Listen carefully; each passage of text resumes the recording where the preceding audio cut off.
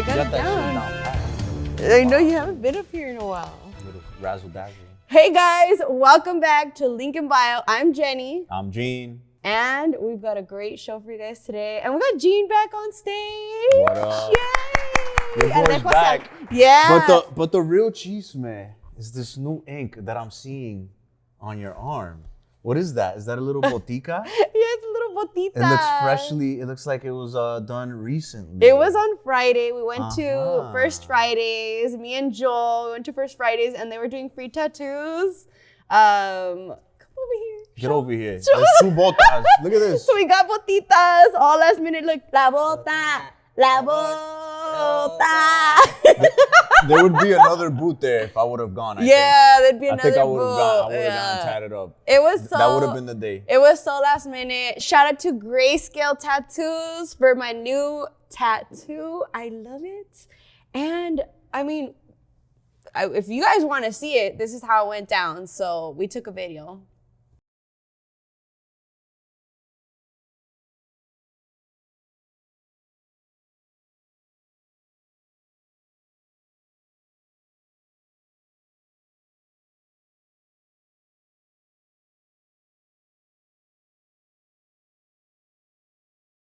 I would have been there. I would have been the third little botica for you guys. You should have gone. That would have been so nice. Next time. In other news, podcast Agushto Papa is in the building. And Peso Pluma takes a fall.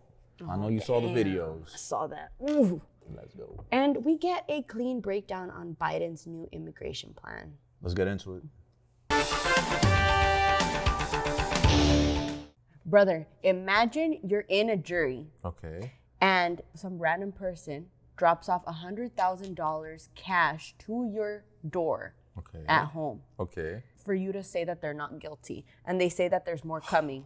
Would you do it? Would you take the money and run? It's a lot of money. I mean, and they said there's more. It depends on how bad the case is. If it's like, it's like a red light, it's like, it's like, no, if this guy killed like 10 people, I'm like, it depends. How much more money? This is illegal though. It depends. It's a crime. Yeah, I know. Okay. I don't know, dude. Well, brother, there are a lot of stories involving $100,000 bags of cash this week. Well, there are two, but that's still more than usual. That's a lot of money. It's a lot of money. So the first story involves a case accusing 7 people of stealing $40 million from a government program to feed children. That's fucked up. Yeah, it's like 40 mil from a government that's supposed to feed children. Mm-hmm. You're stealing from kids. Yeah, dude. Ni game vergüenza. Yeah. But yeah, dude, apparently one of the trial's jurors received a $120,000 bribe in exchange for them saying not guilty. A woman knocked on the door with the money in the bag, and she said, there's more where that came from. That's crazy. Dude. So the juror reported the money to authorities, who took the money and then took the juror off the trial. He took the money? The cops did. Oh, I thought Well, the I guess juror. he took it, but then he told the cops, like, hey, he was a snitch. Okay. But I Oh, mean, he was a snitch. You know. But he did the right thing. yeah, but that's like a novela, like a whole like narcos thing going on. It's like, hey, el patrón said, and he just throws the bag at them, and it's just like, what's this? I mean, it's tempting, brother, because if you really think about it, you want to buy your house, you're thinking of your family, but at the end of the day, you got to do the right thing. And in a sort of related case, a very lucky couple in New York found a safe with $100,000 in a lake. They were magnet fishing in a park. How do you magnet fish? I guess you just throw a magnet, whatever sticks to it. Oh, that's cool. No, yeah. So they were magnet fishing in a park in Queens when they found the safe with big stacks of freaking $100 bills. I don't get lucky like that. I want to go magnet fishing and get money. Oh my God, I should go magnet fishing more often then. I know. What Let's go back the to New hell York, are we sister. doing? No, yeah, but apparently police are letting them keep the money because it's not linked to any crime or there was no way to find the owner. So finders keepers. Dude, and the fact that they told the police and everything, that's pretty cool. And they get to keep it.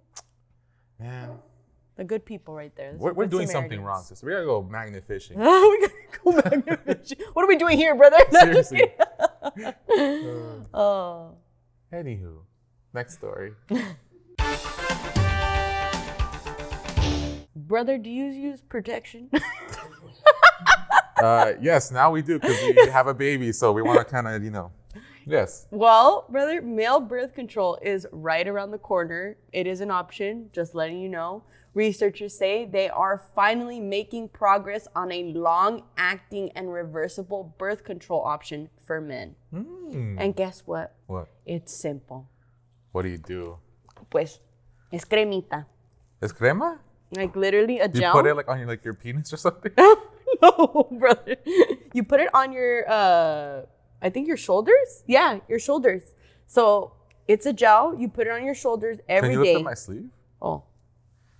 Or, okay. And there you go. You just put it on your shoulders every day. Not bad. I mean, It sounds too good to be true. Like, what's the catch? What's the catch? There's always a catch. So men are warned that they could experience dry or oily skin, Okay.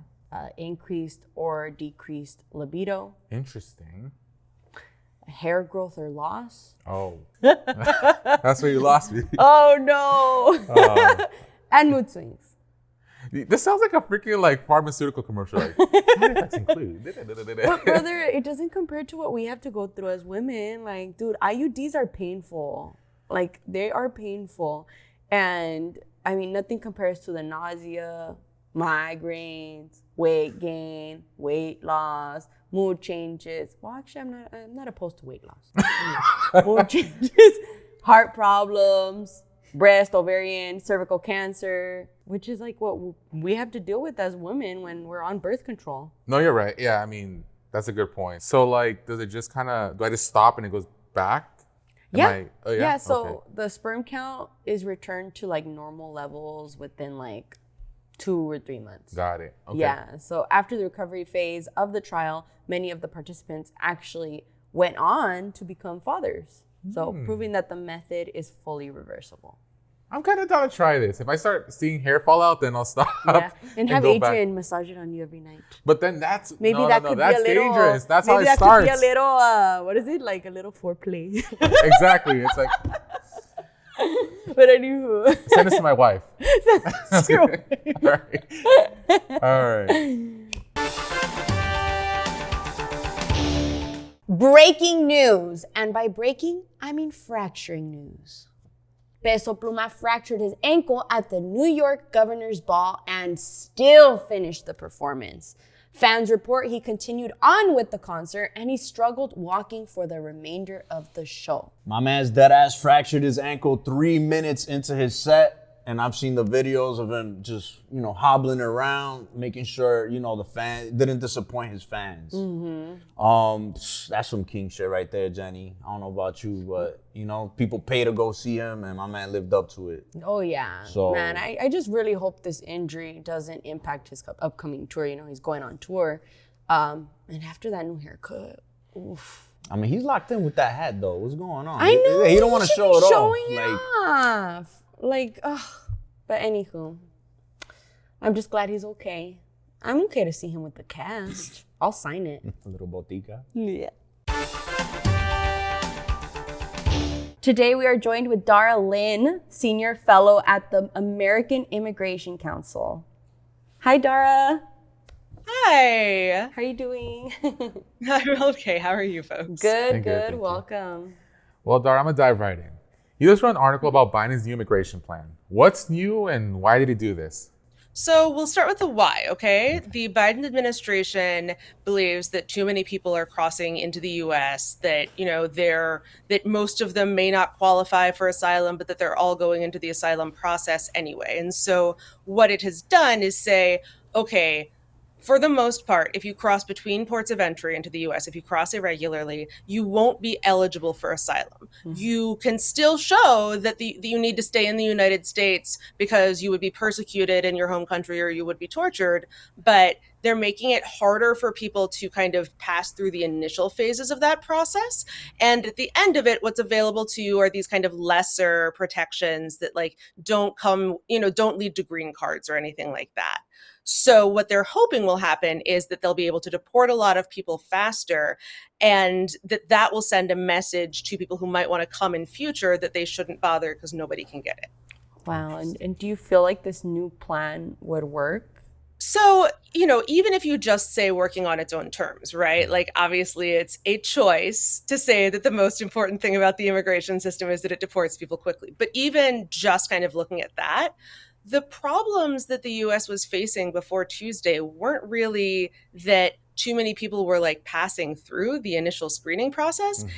There were resource problems, right? Yeah. It takes money to charter flights on ICE Air to deport people. It takes money and space to hold people in detention until you have those flights. And so what we were seeing was that a lot of people were getting released into the United States, not because they'd already passed a screening interview, but because they just didn't have anywhere else to put them. So without any additional resources, and Tuesday's announcement didn't come with any additional resources, it's a little hard to see how this problem gets fixed on its own.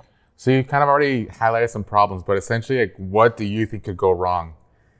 Whenever you kind of have a crackdown on some people, unless you have enough resources so that every single person will have the same thing happen to them, that is always going to create disparities. And so it's just going to be a little bit arbitrary. What we've seen in the past is that when you have a lot of options, it depends on like where you cross, what day you cross, what mood the Border Patrol agent was in who screened you, or who apprehended you. And so that means that people who do have like legitimate claims of fear might be deported, which would violate international law because the US says it won't do that. But at the same time, that people who cross on a different day in a different part of the US, that they'll like get held in Border Patrol custody for a few days, and then those facilities will become so overjammed that they'll just have to start releasing people. So it will be arbitrary, not based on like the merits of people's claims, but the message that's going to set the kind of word of mouth network of, oh, can you come into the US or not? You're still going to get a lot of mixed messages. And what we know is that when people hear mixed messages, they choose to believe the ones that are most favorable to them, which is going to be, nah, you can still get in. Yeah, this is true. And what are critics saying about this? So, Biden's critics from the more hawkish side have claimed for a while that like the Biden administration has always had it in its power to just stop people from wanting to come by reinstituting the Trump administration's Remain in Mexico policy, right? Now, of course, that requires cooperation from Mexico to take people back who aren't Mexican citizens. And everyone was kind of expecting that this new announcement would come with Mexico taking some more people back like as deportees, and it hasn't. So, there is kind of a reality problem with that line of criticism. There's also, the criticism from the left that Biden ran on protecting the right to asylum and ending some of these Trump policies. And actually, like, this particular thing is very similar to something that Trump tried in 2018. And so the idea that, in order to solidify Biden's political position against Donald Trump, that they're going to do the kinds of things that a Trump administration would do, strikes a lot of people as hypocritical and really a violation of the US's humanitarian commitments. Wow.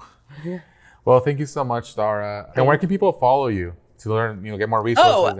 You can follow me personally on Twitter or Blue Sky, at Dara Lind on Twitter. And you should definitely make sure to check out the American Immigration Council, www.imcouncil.org. Perfect. Thank you so much, All right. Dara. Thank you so much, Dara. Appreciate your time. Take care.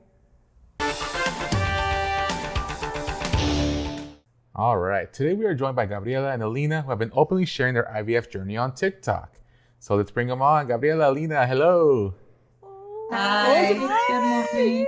Hello. And who's the baby? Who's this though? Little Ocean. This is our first IVF baby. Oh, There you go. This is Ocean. Ocean. Hi, baby. She's precious. The ojos. I know, los ojitos. Okay, sorry. Yeah, I know. We're like getting. So, okay, we'll jump into it. You guys decided to pursue your IVF journey in Tijuana. And so why did you choose to go to TJ instead of the US? I feel like there's a few different reasons. Here, obviously, in the US, it's triple the price. We definitely got quoted from like 2 different doctors about 25 to 40,000. It's kind of like if it works, we lose it all. And 40 grand is a big chunk to lose versus we go to TJ, we maybe spend 10, and that doesn't hurt my heart as much. So it's not guaranteed then, right? Like if you don't get your money back? No, No. it's never guaranteed. So like how you can go all the way through your process, and at the end, like if you just don't get pregnant after the transfer, like all that money's gone. So it's I actually had a client too that did it here and lost out on 30 grand. Wow. So it's a gamble, huh? Yeah. You're definitely taking a Yeah. You said it was 25 to 40 here and around 10 in Mexico? Yeah. And then for some reason, our second round too is a lot cheaper than the first. Yeah. Oh. Well, we already had like embryos saved the second round. So now this time around, we're spending way less versus the first time. And you would say in Mexico, it's like super legit, like, basically the same thing, but just cheaper. So like over there, I think everyone gets scared because it's Mexico. They don't think it's legit, but this clinic, like you go into it, you get blood work done, all the results are done in clinic. Like the doctor, she's so well known. There's so many people from the US that were sitting and like everyone kind of just starts to chit chat in the office, and like there's so many people from everywhere. She had people Out of the from like, country, yeah, too. Brazil. She had people from Texas, like just different states and countries. So like I feel like this doctor knows what she's doing. From seeing it from the doctor office from when we first started with her to now, like going into the second time, the doctor office has become a lot more busier. Yeah.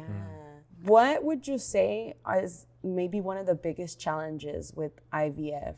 People say it's so hard, like it's such a hard process to go through. What would you say is one of the biggest challenges? I think it's a mental and physical draining like journey, because you want to believe so hard that it's gonna work for you, and so you want to stay positive, but there's always that like other thought in the back of your head, like, I don't know what's gonna happen. I don't know if it's gonna take. And then physically, like I'm the one that puts my body through it. So like the shots and stuff, and it hurts. Like the shots hurt. Like, and like Alina will do my shots and stuff, and I know she hates to see me go through it too. So I think it's just both of us trying to like push each other forward to like just keep going. But it is like such a draining process, but the end, like having her was such a like, damn, like this is possible. Yeah. Like such a reassurance, like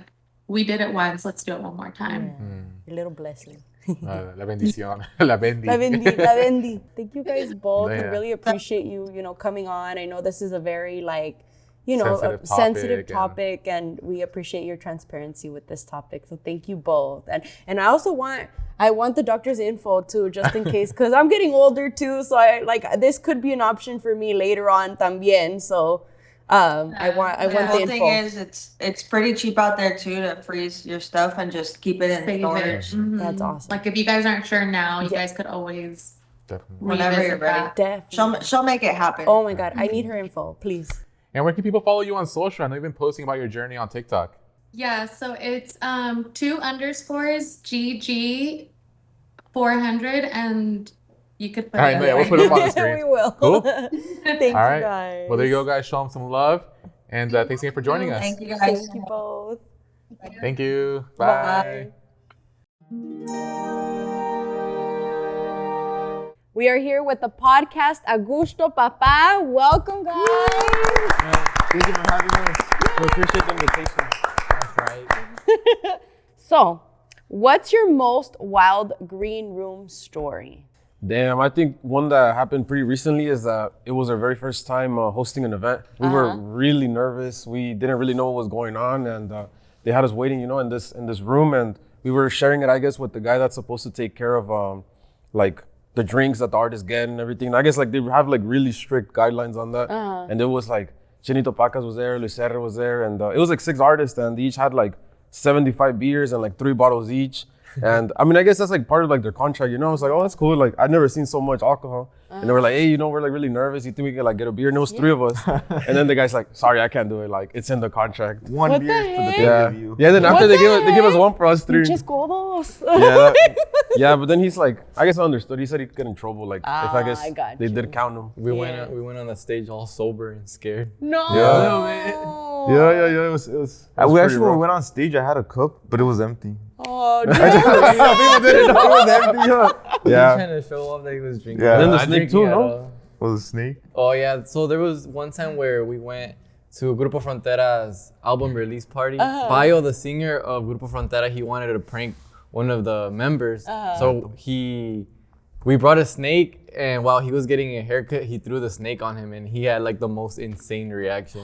And for some reason, we got hate for it. Like, pobrecito, le va a dar un infarto, son malos. I was like, that was Payo, not us. Yeah, that was What pretty the crazy. heck? Bayo like produced the whole idea. It was so Oh funny. my god. Yeah, and then after that, like he took it on stage with him while he was singing. Oh, yeah. Yeah, that was pretty crazy. And then we actually interviewed him maybe last month, and he said it was like the coolest like green room experience that he's had so far. That's awesome. So that was pretty cool. So we need like concert hacks because freaking prices are through the roof right now. How do you think we can finesse these prices? Like, do you guys have like some sort of like little tricks or hacks? Or I feel like we're whatever? like concert goer professional. Concert let's hear hacks. it, let's Concert hear hacks. All right, let's say when Don't buy the tickets when they get announced. Wait till everyone leaves the website, or buy them the day of the concert. They're the cheapest. Oh. yeah, I feel like it'd be a little nerve wracking. Like, oh, like it's tomorrow, have my ticket, but Yeah. I think there's always tickets. Concerts are super expensive right now, so I think you guys should definitely learn how to save some money. No, what's the hack you got? Don't go.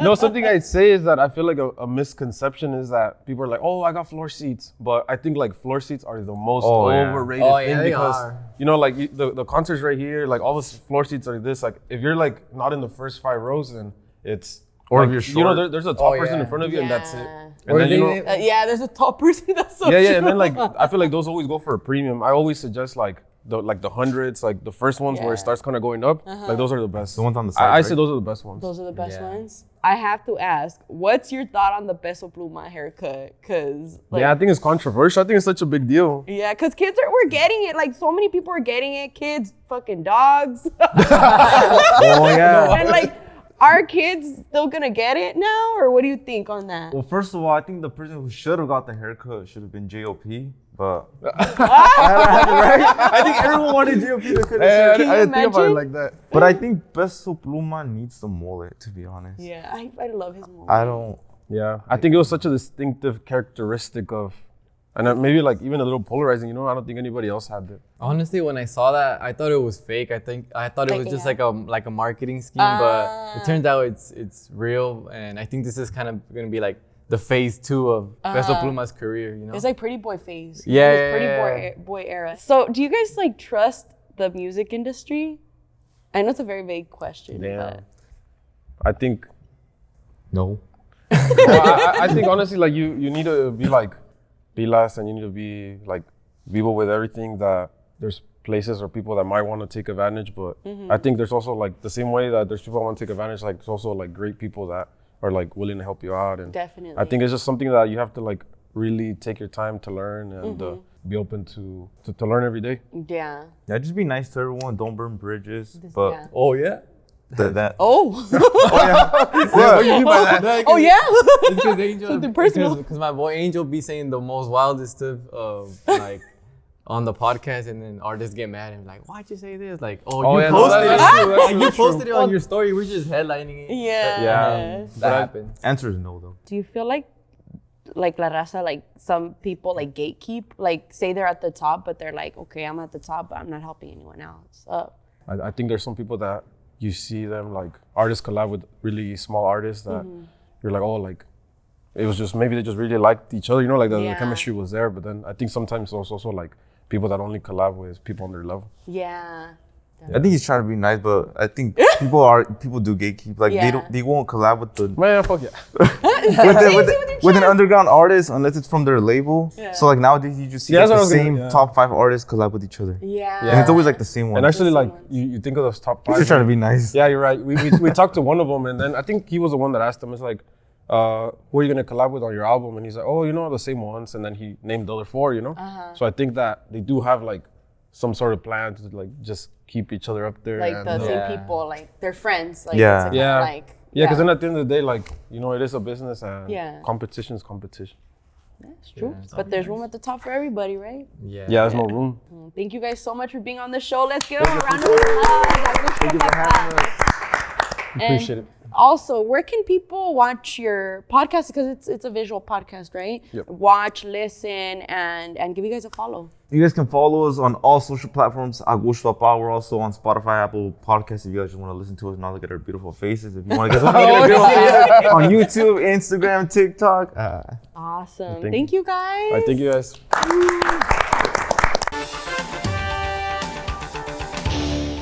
Well, it's so nice to have you here, Gene. I know. I'm happy to be back, but can't wait for Alejo to come back. I'm just warming up his seat right now. Well, guys, I'm Jenny. I'm Gene. And this has been Link in Bio. We'll see you guys later this week. Thank you for joining us. Take care.